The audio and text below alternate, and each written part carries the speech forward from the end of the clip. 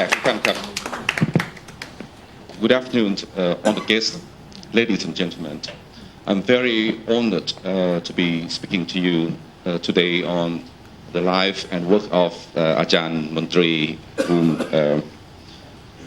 we all have a very high regard of because of his writing.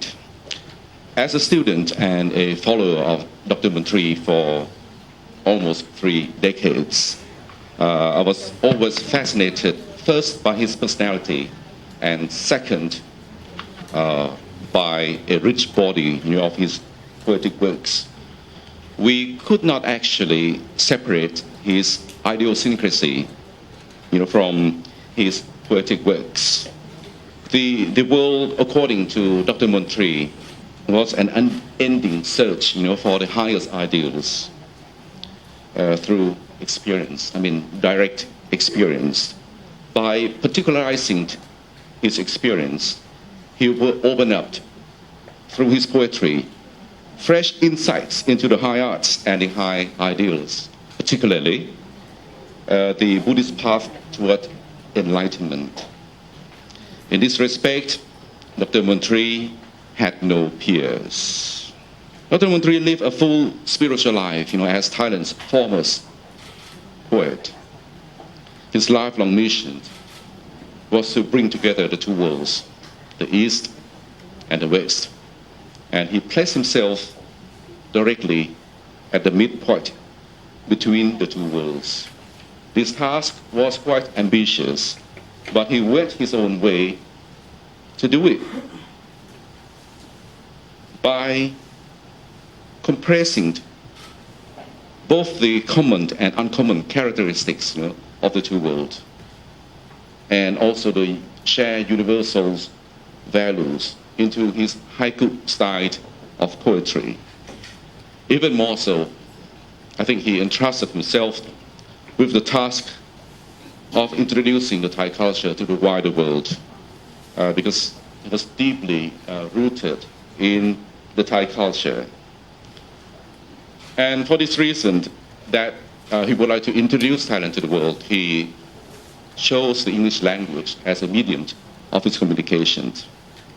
And he did so fantastically.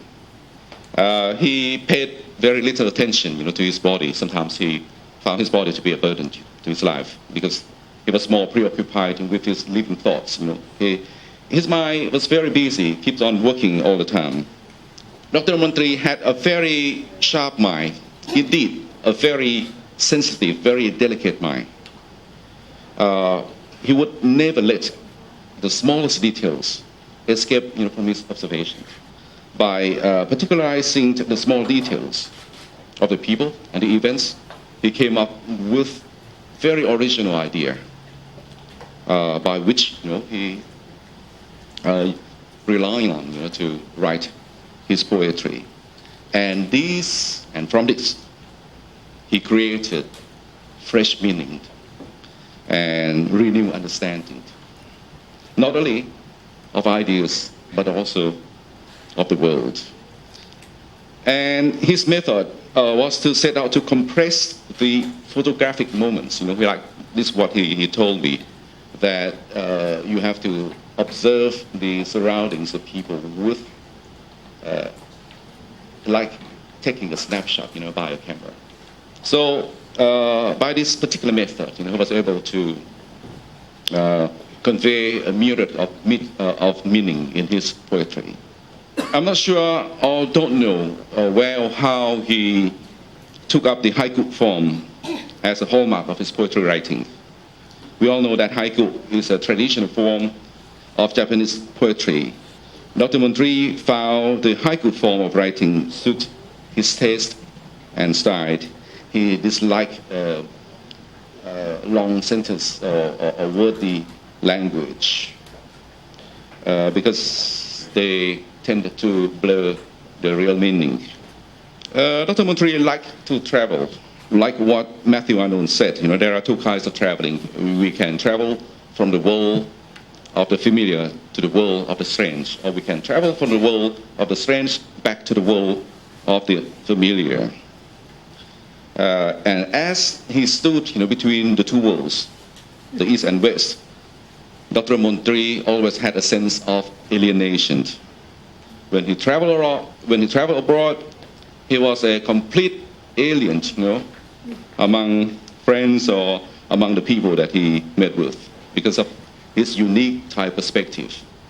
And when he was in Thailand at home, he was also an alien, because he found it difficult, to get along with his Thai compatriots. So he always had these difficulties in managing his being, his spiritual being, which Plu had told us quite well that it was almost like a constant struggle, of his spirit, to cope with these uncertain surroundings, unpleasant surroundings.